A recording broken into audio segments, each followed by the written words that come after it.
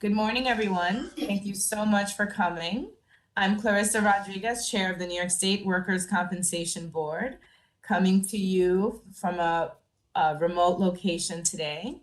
Today's meeting is also being webcast live for members of the public, so welcome everyone. Now I have the honor of calling the 1017th meeting of the full board to order. Madam Secretary, will you please call attendance? Vice Chair Foster. Here. Board Member Higgins. Here. Board Member Lobin. Here. Board Member Williams. Here. Board Member Hull. Here. Board Member Osley. Here. Board Member Crane. Here. Board Member Stasko. Here. Board Member Tavares. Here. Board Member Caginelli. Here. Board Member Delon. Yeah. And Board Member Delgado. Here. Madam Chair, all board members are present. Thank you, Madam Secretary. Agenda item 1, approval of the December 20th, 2022 meeting minutes. Board members, you have all received a copy of the December 20th, 2022 meeting minutes to review. Are there any questions or need for discussion? Okay, hearing none, may I please have a motion to approve the board meeting minutes? Yes, Madam Chair, this is Board Member Hull, and I move to approve the December 20th, 22 meeting minutes. Thank you, Board Member Hull. Is there a second? Yes, Madam Chair, this is Board Member Sam Williams. I second that motion. Thank you, Board Member Williams. Is there any opposition to the motion?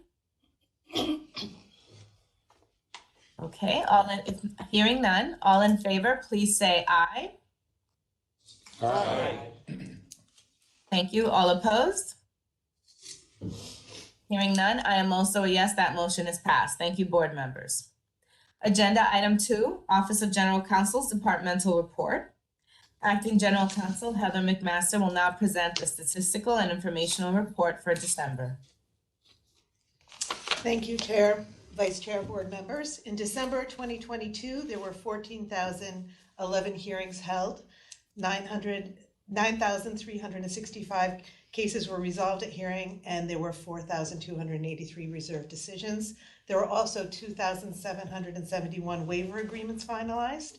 In the Administrative Review Division, 887 applications were received, 913 were processed. There are currently 4,842 applications pending. In Legal Affairs Division, 116 full board review applications were received, 116 were processed, and there is current inventory of 208 cases. Thank you. Thank you, Heather. Board members, are there any questions or need for discussion? Okay, hearing none, may I please have a motion to accept the Office of General Counsel's departmental report? Yes, Madam Chair, this is Board Member Hull, and I move to accept the Office of General Counsel's departmental report. Thank you, Board Member Hull. Is there a second? Yes, Madam Chair, this is Board Member Sam Williams. I second that motion. Thank you, Board Member Williams. Is there any opposition to the motion? Hearing none, all board members, all in favor, please say aye. Aye. You all opposed? Hearing none, I am also a yes, that motion is passed. Thank you, board members. Agenda item 3, license applications. Senior Attorney Eugene Martin will now present the licensing applications for the month of December. Good morning, Chair Rodriguez, Vice Chair Foster, board members and colleagues. You have before you the recommendations from the assigned board panel regarding the licensing applications listed in Part 3 of today's agenda. Under Section 24A, Domenica Gucciardo, 3-year renewal. Angela Gucciardo, 3-year renewal. James Franz, 3-year renewal. Marilyn Brook, 3-year abeyance. Fredrickson, 3-year renewal. Richard Felstein, 3-year renewal. Mitchell Weiss, 3-year renewal. Under Section 53B, Triad Group, LLC, 3-year renewal and approval of the new qualifying officer, Matthew Keller. Thesis Incorporated, 3-year renewal. Intercare of New York Insurance Services Incorporated, 3-year renewal. Glacier Bay TPA LLC, 3-year renewal. Under Section 53D, PMA Management Corporation, 3-year renewal. FEMA Management Corporation of New England, 3-year renewal. Constitution State Services LLC, 3-year renewal. I present these recommendations to the board for your consideration. Thank you, Eugene. Board members, are there any questions or need for discussion? Hearing none, may I please have a motion to accept the recommendations of the board panels as presented? Yes, Madam Chair, this is Board Member Linda Hull, and I making a motion to approve the licensing applications as presented by Eugene Martin. Thank you, Board Member Hall. Is there a second? Yes, Madam Chair, this is Board Member Sam Williams. I second that motion. Thank you, Board Member Williams. Is there any opposition to the motion? Hearing none, board members, all in favor, please say aye. Aye. Thank you. All opposed? Hearing none, I am also a yes. That motion is passed. Thank you, board members. Agenda item 4, legal appeals. Acting General Counsel Heather McMaster will now present the recommendations concerning decisions by the Appellate Division. Madam Chair, Vice Chair, members of the board, with respect to items 4A through 4D, it is the Office of General Counsel's recommendation that the decisions of the court be adopted as the decisions of the board. Thank you, Heather. Board members, may I have a motion to accept the recommendations of the Office of General Counsel? Yes, Madam Chair, this is Board Member Linda Hull, and I move to accept the legal appeals as presented. Thank you, Board Member Hull. Is there a second? Yes, Madam Chair, this is Board Member Sam Williams. I second that motion. Thank you, Board Member Williams. Board members, is there any opposition to the motion? Okay, hearing none. Board members, all in favor, please say aye. Aye. Thank you. All opposed? Hearing none, I am also a yes. That motion is passed. Thank you. Agenda item 5, mandatory full board review. We start with case 5A, Triborough Center for Rehab and Nursing. Case number G2814289. Board members, is there a motion with respect to 5A on the agenda? Yes, Madam Chair, this is Board Member Sam Williams. I move that the case be rescinded without prejudice and returned for further development. Thank you, Board Member Williams. Is there a second? Yes, Madam Chair, this is Board Member Mark Stasko, and I second that motion. Thank you, Board Member Stasko. Does anyone need to be recused from this matter? Hearing none. Is there any opposition to the motion? Again, hearing none. All in favor, board members, please say aye. Aye. You, all opposed? Hearing none, I am also a yes. That motion is passed unanimously. Thank you, board members. 5B, Tiffany and Co. Case number G2375680. Is there a motion with respect to 5B on the agenda?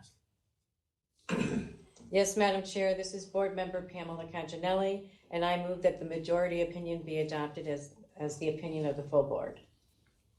Thank you, Board Member Canginelli. Is there a second?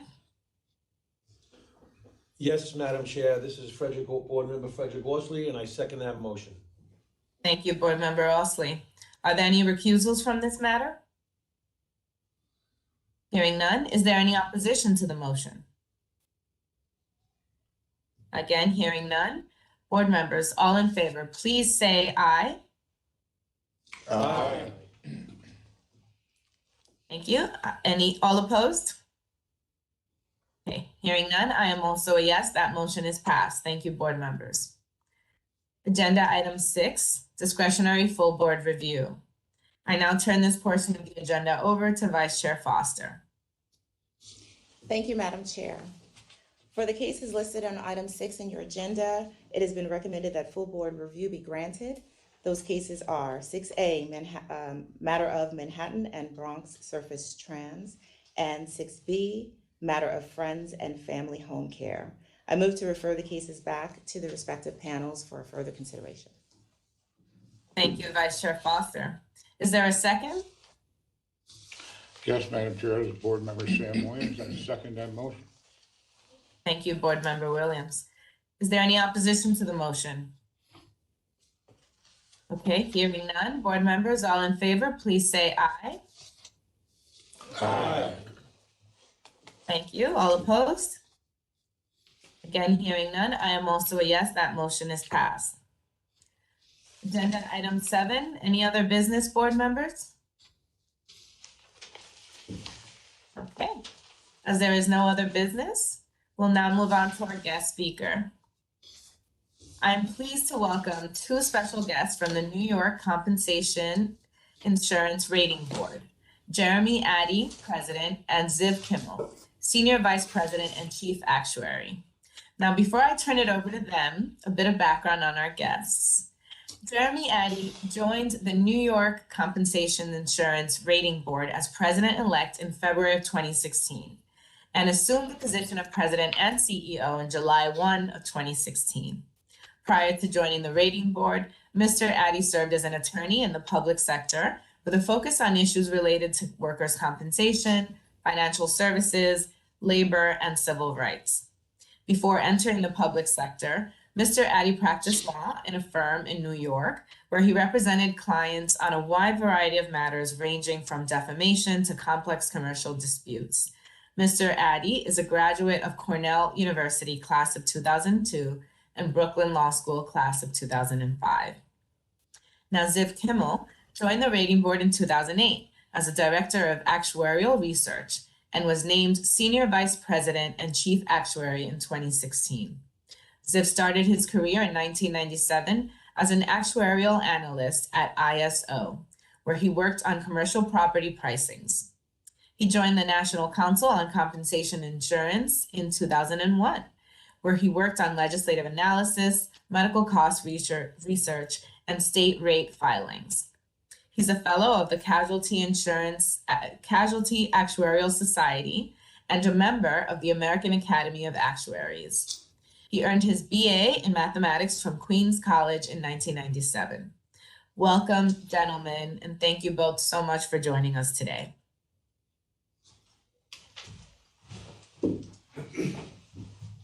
Thank you, Madam Chair. Thank you, Madam Vice Chair, and thank you, Commissioners, for making some time for us today. I'm Jeremy Addy. I'm the President and CEO of the New York Compensation Insurance Rating Board. And for those of you who are not familiar with the Rating Board, we are a private, nonpartisan, nonprofit organization licensed by the Department of Financial Services to serve as the rate service organization for workers' compensation insurance in New York State.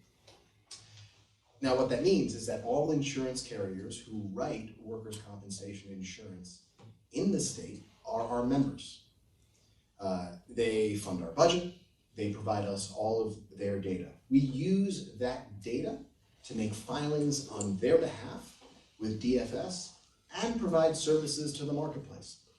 So we develop annual loss cost filings for the Superintendent of Financial Services. We maintain all workers' compensation related manuals, which are really the rule books for writing workers' compensation policies in the state. We maintain the New York classification system. There are over 550 different occupational classifications in the state. We develop online tools for all stakeholders. We conduct research. We perform market conduct functions. But importantly, we're putting ourselves in a position to serve the industry in a way that's faithful to our vision, which is to serve as the objective and trusted thought leader in the New York workers' compensation marketplace. And this vision moves well beyond the numbers crunch of loss cost filings and more into finding the stories in the data and relaying those stories in a way that's accessible to everyone, because we believe that you shouldn't have to be an insurance industry expert or an actuary to understand the marketplace. And to realize our vision, we have been remaking ourselves. We're changing how we work, how we interact with our stakeholders, how we view our role in the marketplace, and our expectations of ourselves.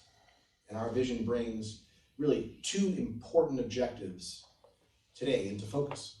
First, we're focused on developing a productive partnership with our regulators. What does this mean? It means that when we interact with our regulators, it isn't with our hand out asking for something.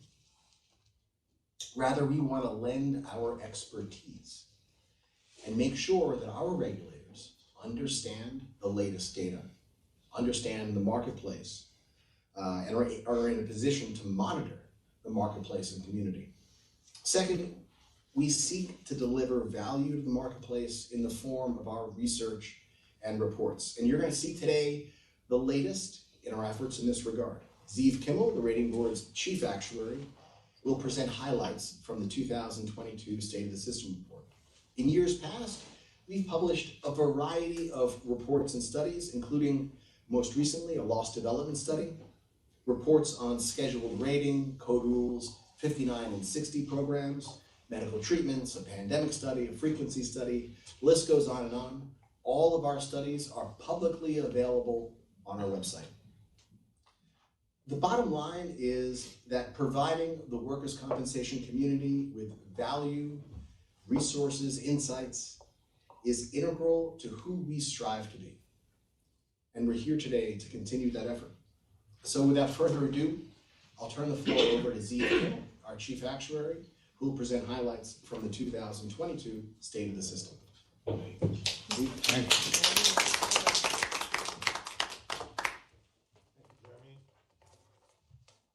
Chair, my Vice Chair, Commissioners, good morning, and welcome to the highlights from the State of the System report for 2022. The items I'm going to discuss today are some key drivers of the annual loss cost level indication in the state. And following that, I'll discuss the premium volume in the state, how it changed over time, and underwriting results. So I'll start with the key drivers of the loss cost indication. In July, the New York State Department of Financial Services approved the Rating Board's actuarially recommended 8.7% average loss cost decrease, ensuring that loss costs in New York State remain at adequate levels. Here we have a historical loss cost and rate level changes. The yellow bars represent rate changes, and in October of 2008, we moved to a loss cost system, represented by the blue bars. Interestingly, over the past 20 years, the cumulative change, represented by the yellow line, is a decrease of 19.9%. This means that on average, workers' compensation premium rates are almost 20% lower than they were in 2002. You can see that the 2022 approval is the 6th consecutive decrease. This is very evident when you look at the yellow line towards the right side of the slide.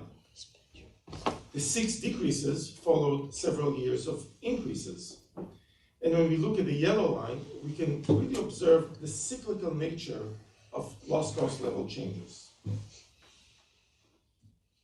So we're going to take a deeper dive and examine this cycle further.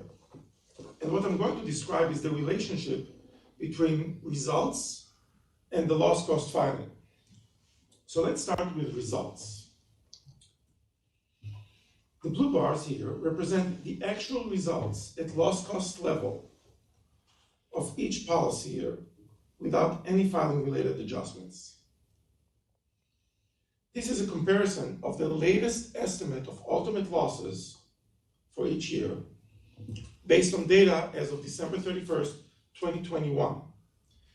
So the relationship of the ultimate losses estimate to premiums at loss cost level, not the final premium charge. Premiums at loss cost level excludes the effects of loss cost multipliers, deductible credits, discounts, and other pricing programs. It is the premiums that would have been charged if carriers just charged the published loss costs. As an example, based on data as of 12/31/2021, if you look at policy year 2009 on the left side, losses exceeded loss cost level premiums by 27.3%. On the other hand, in policy year 2016, loss cost level premium exceeded losses by 28.3%. Once again, notice the cycle. In fact, we can define these as two separate subcycles. From 2007 through 2013, losses exceeded premiums at loss cost level, and from 2014 forward, premiums at loss cost level exceed losses. It would be interesting to see in the years subsequent to each year, within each of these subcycles, what is the cumulative change in loss cost level that followed that year's results. For example, as of today, we know that the experience of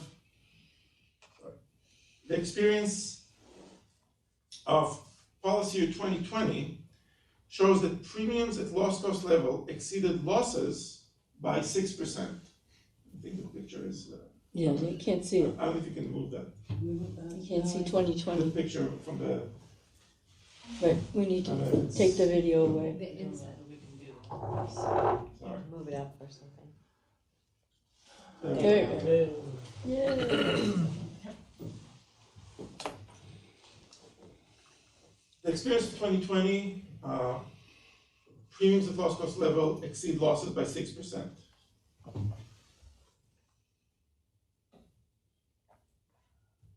Interestingly, the total approved loss cost level changes through the years subsequent to 2020, and the 2022 change is not yet reflected here.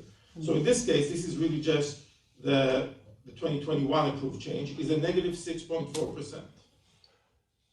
To say it slightly differently, since 2020, when premiums at loss cost level exceeded losses by 6%, the cumulative loss cost level change through 2021 was a reduction of 6.4%. In 2019, premiums at loss cost level exceeded losses by 11%. Since 2019, the cumulative loss cost change through 2021, which is the accumulation of the 2020 change and the 2021 change, was a reduction of 7.3%. And if we fill in the orange bars for the rest of the years for this cycle, we get similar results. Since 2016, when premiums at loss cost level exceeded losses by 28.3%, the cumulative loss cost level change since that year through 2021 was a reduction of 29.7%. That is the combined effect, the combined total change, including the 2017, 18, 19, 20, and 21 changes. So over time, the system has shown to be self-correcting. The cumulative loss cost level change subsequent to any year more or less offsets the results for that year. Let's examine the earlier years shown and look at the changes that followed that cycle through 2013. For example, as of today, we know that the experience of policy year 2011 shows that losses exceeded premiums at loss cost level by 9.3%. Since 2011, when losses exceeded premiums at loss cost level by 9.3%, the cumulative approved loss cost level changes through 2013 was an increase of 9.5%. And this is a combination of the 2012 and 2013 changes. If we fill in the orange bars for the rest of the years for that cycle, we get similar results.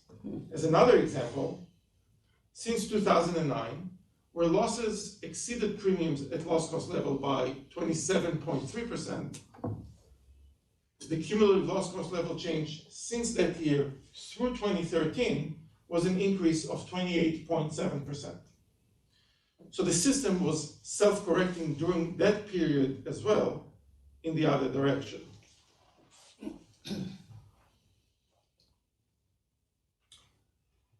So these are the components that come together to result in the 8.7% decrease in the loss cost level that we had in 2022. There are 5 components to the calculation of the loss cost indication. First, experience. In this component, we look at the latest 2 policy years of available data and measure how losses compare to premiums at loss cost level. And when we did that exercise, we arrived at a negative 3.8% indication, a reduction of 3.8%. In other words, there was more premiums at loss cost level when we compared it to losses. Second, in the trend component, we want to see how these measures, namely premiums and losses, are trending from the experience period to the prospective filing period. And here we have a negative 6.3% indication. Again, premiums at loss cost level are projected to trend faster than losses. Then we have the third component, benefit level changes, which primarily result from changes in the maximum weekly benefits. And we estimated this to be an increase of 0.8% in 2022. And the fourth step is to measure the projected change in loss adjustment expenses. And this step contributed 0.3% to the increase, to the indication. Finally, we examined the catastrophe provisions. Any change in the terrorism loss cost provision or provision for natural catastrophes will potentially affect the overall loss cost level change in the state. And there was no change this year. And the total impact from these 5 components is, as I mentioned, negative 8.7%, which was approved by DFS to become effective October 1st, 2022. The 2 major components of the indication in the 2022 filing were the experience and trend sections. So we're going to take a deeper dive into these 2 components. Let's start with experience. We discussed in the previous slide that there were more premium at loss cost level compared to losses when we examined the experience of the 2 policy years where we have available data. Why is this happening? To begin, during the pandemic, there were fewer claims in the system than originally anticipated. Let's take a look at the percentage change in assembled claims by month in calendar year 2021. The red bars show the percentage difference in assembled claim activity between 2021 and 2020. As you can see, assembled claims have bounced back from the initial pandemic outbreak starting in March of 2021. You recall the pandemic hit New York in March 2020. There was a stay-at-home order, and that resulted in a significant decrease in claim activity in 2020, and now we see a sharp increase in 2021. The blue bars show the percentage change in assembled claims in the same months from 2021 to 2019. As you can see, the assembled claims are still significantly, or in 2021, we're still significantly below the pre-pandemic level, down about 15% on average. To summarize, lower than usual claim activity in 2021 contributes to the negative indication in the experience component. Let's take a quick look at the first few months of 2022 and see how they turned out in terms of claim activity. So first we'll continue with the year-over-year changes, and here we see that the green bars have show that claim activity has increased in 2022 when compared to 2021. When we compare claim activity to 2020, in 2022 to 2020, that's represented by the red bars. Again, we see the claim levels rebounded starting in March.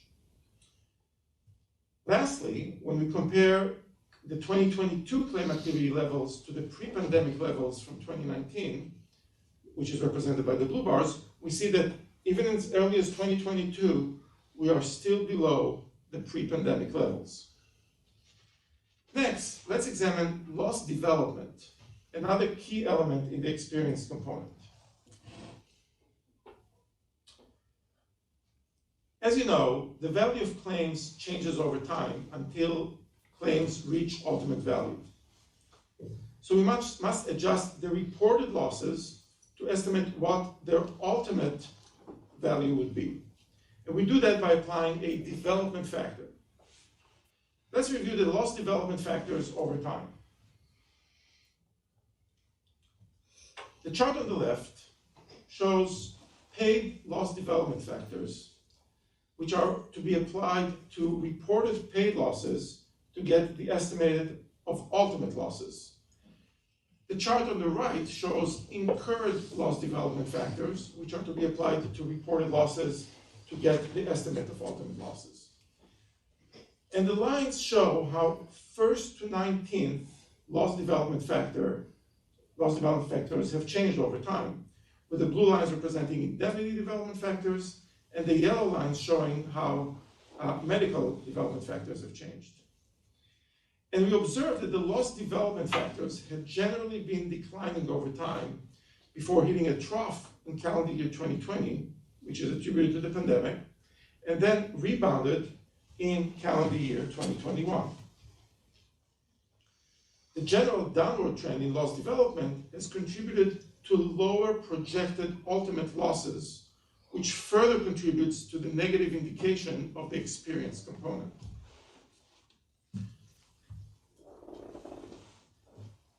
So to sum it up, the decrease in the indication in the experience component stems in large part from lower than usual claim activity in 2021 and reduced loss development factors. Let's talk about trend.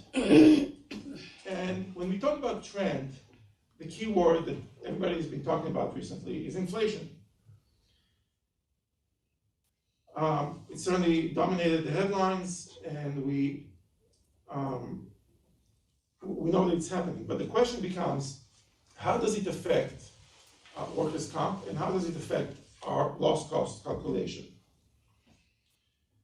So what I want to point out here is that although inflation affects many aspects of the economy, the direct impact on workers' compensation insurance has varying effects, different effects.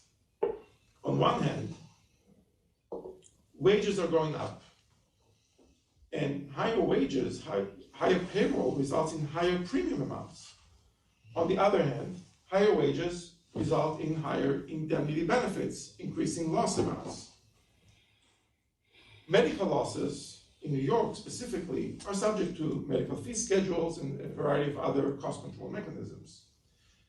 And as we can see in the upper right-hand corner of the slide, medical costs in general were not as significantly affected by inflation as some of the other sectors of the economy which dominate the headlines.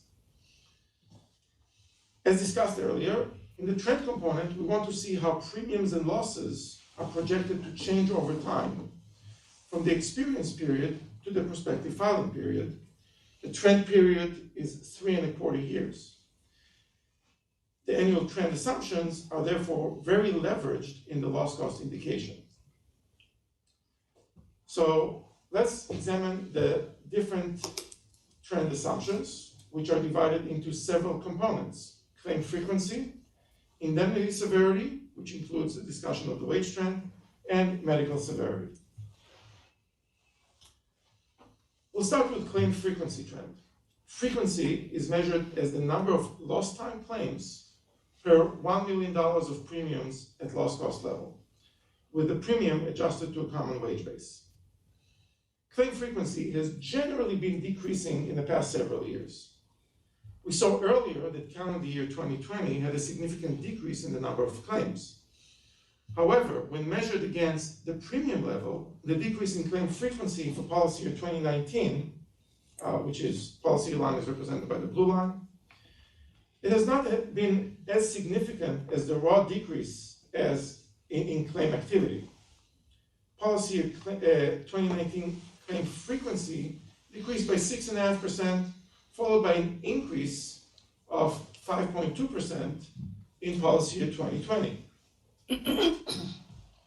On an accident year basis, represented by the orange line, claim frequency in 2020 decreased by 4.9%, followed by an increase of 13.4% in 2021. Now, despite these fluctuations in the latest two data points, which are attributed to the pandemic, the claim frequency has declined at a rate of 1.5% per year when measured over the past 5 years. And we project that this frequency trend will continue to, claim frequency will continue to decrease at this rate. Let's take a look at indemnity severity. Indemnity severity is the average indemnity cost per lost time claim. And in this chart, the blue line represents, again, the policy year indemnity severity, and the orange line represents the accident year measure. Indemnity severity has generally been increasing in the past several years because indemnity benefits are a function of wages. This is very intuitive. In terms of the pandemic impact, we observe the opposite effect from what we saw on the frequency slide. Policy year 2019 indemnity severity increased by 9.2%, followed by a decrease of 4.6% in 2020. On an accident year basis, indemnity severity increased by 2.9% in 2020, followed by a decrease of 3.2% in 2021. Over the past 5 years, the indemnity severity has been increasing at a rate of 4.1% per year, despite the fluctuations from the latest two data points.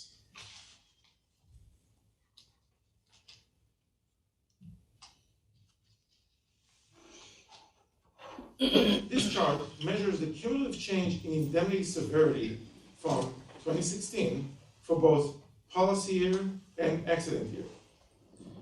Because of the close relationship between indemnity severity and wages, we wanted to see how does the change in indemnity severity compare to the change in the wage line over time.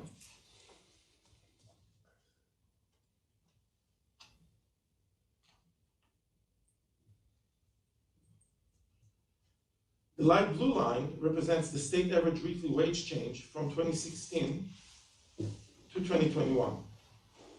The state average weekly wage increased by 10% in 2020, and then another 5.9% in 2021, and we're currently waiting to see what the numbers were for 2022.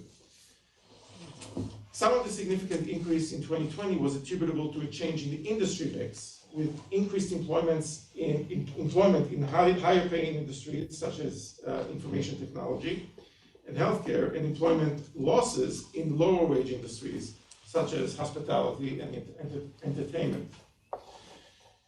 And even within some of those industries, job losses affected mostly low wage earners, so that those who remained in the job market earned higher wages on average. In 2021, there was a shortage of workers driving up labor costs. As a result, since 2016, the cumulative change in the state average weekly wage has outpaced the cumulative change in indemnity severity over the same time period on both the policy year and accident year basis.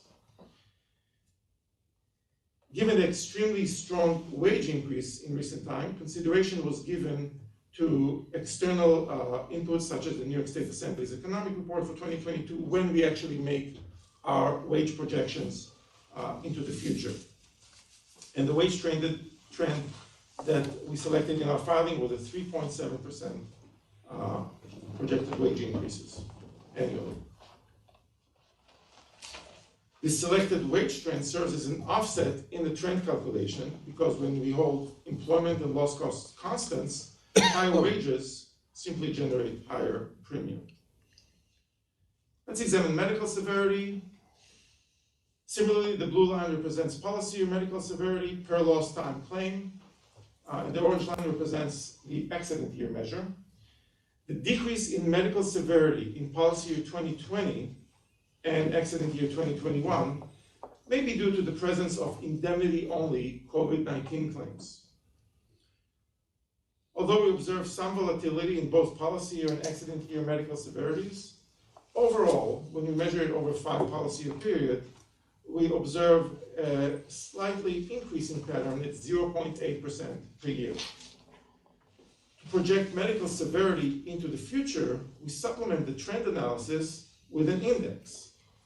And the most appropriate index for use is what we call the chain-weighted personal healthcare index, which is publicly available, published by Medicare. And since 2016, the cumulative change in this index, the chain-weighted personal healthcare index, has outpaced the cumulative change in medical severity over the same time period on both policy year and accident year basis. This index has been increasing steadily at a very consistent rate of 2.8%, and our projection is that it will continue to do so. So to summarize the trend component, wages are increasing and are projected to continue to increase. The combination of claim frequency and severity trends, the total loss trend, is projected to increase as well, but at a slower pace. The different growth rate for wages and for losses results in a trend indication of negative 6.3%. Combined with the other components, the overall loss cost indication is negative 8.7%. So this concludes the discussion about the key drivers of the loss cost indication. Let's move on to premium volume and underwriting results. New York direct written premium, when we look at the premium volume over the past 10 years, we can see that from 2012 to 2016, growth in payroll, as well as in increasing loss costs, and other changes in pricing programs resulted in significant premium growth, which was followed by stable premium volume through 2018. In 2019, we saw a decrease of about 5%, which was mostly attributable to the recent decreases in the loss cost level. Premium volume in the state decreased from $5.6 billion in 2019 to $4.7 billion in 2020, a significant decrease of over 15%. In 2020, the significant decrease is due to both the reduction in economic activity and the resulting lower workers' compensation exposure, as well as the recent significant decreases in the loss cost level. In 2021, premiums remained relatively stable, increasing slightly to a level of $4.9 billion.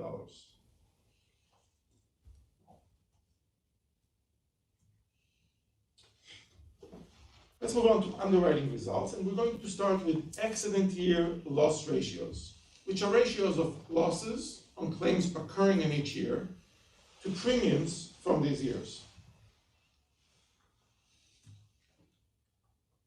Starting in 2012, accident year loss ratios have declined from a high of about 71% in 2012 to under 50% in 2016.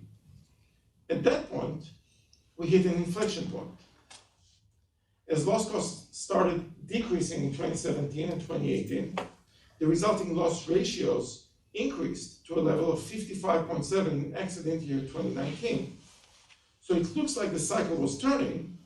In under normal circumstances, it would be reasonable to expect that this increasing loss ratio trend would continue. But then the pandemic hit. So in 2020, we have a bit of a break in the cycle with a decrease in the loss ratio from 55.7% to 54.8%. This happens because on an accident year basis, the reduction in claims more than offset the reduction in premium. But that was the exception to the rule. In 2021, we see that loss ratios resumed their increase to a level of 61%. The combined ratio is the ratio of losses, expenses, and dividends to premiums. To get the combined ratios, we start with the loss ratios and we add the expense ratios and dividend ratios. Accident year combined ratios over the past 10 years exhibit a similar pattern as we saw earlier for the loss ratios. They have declined from a high of over 117 in 2012 down to as low as 85.5 in 2017, a significant decrease. This was followed by increases to to about 91% in 2020. In accident year 2021, both the higher loss ratio and an increase in the expense ratio resulted in an increase of almost 8 points in the combined ratio, bringing it to a level of 98.3%. Now, a few words before we turn to calendar year results. These were all accident year results. So first we have to remember the difference between accident year results and calendar year results. Accident year results relate to financial outcomes associated with claims occurring in the respective year. Calendar year results relate to financial outcomes associated with transactions occurring in a given year. For example, if a reserve is changed in 2021 on a claim that occurred in 2014, that reserve change is part of accident year 2014 results and calendar year 2021 results. So the calendar year loss ratios decreased from 2012 through 2019, and that decrease was driven in part by a combination of increasing loss cost levels and lower claim frequency, but also because of reserve changes from prior accident years. In 2020, these reserve reductions were not as significant as in 2019 and 2018, leading to a reversal in the cycle and an increase in the calendar year loss ratio to a level of 54.8. This loss ratio of 54.8 is still relatively low when compared to the results we saw earlier in the decade, but not as low as in the previous 2 years. Then in 2021, we see relative stability with calendar year loss ratios actually decreasing slightly to 54.2%. To determine the combined ratios, we again start with the loss ratios in yellow and add on the expense ratios and dividend ratios. The resulting 2021 combined ratio is 91.5%. Even though we saw a lower loss ratio, the calendar year expense ratio increased slightly, resulting in an overall increase in the combined ratio. Again, this is considered low from a historical perspective, but significantly higher than what we saw in 2018 and 2019. Thank you. These were some highlights from the state of the system, and the full report is available on the Rating Board's website. Thank you. Thank you both so much for your presentation. Okay. Board members, may I now have a motion to adjourn today's meeting? Yes, Madam Chair, this is Board Member Linda Hull, and I move to adjourn the meeting. Thank you, Board Member Hull. Is there a second? Yes, Madam Chair, Board Member Sam Williams, I second that motion. Thank you, Board Member Williams. Is there any opposition to the motion? Hearing none, board members all in favor, please say aye. Aye. Thank you. All opposed? Hearing none, I am also a yes. That motion is passed. Meeting adjourned. Everyone, please have a wonderful rest of your afternoon. Take care.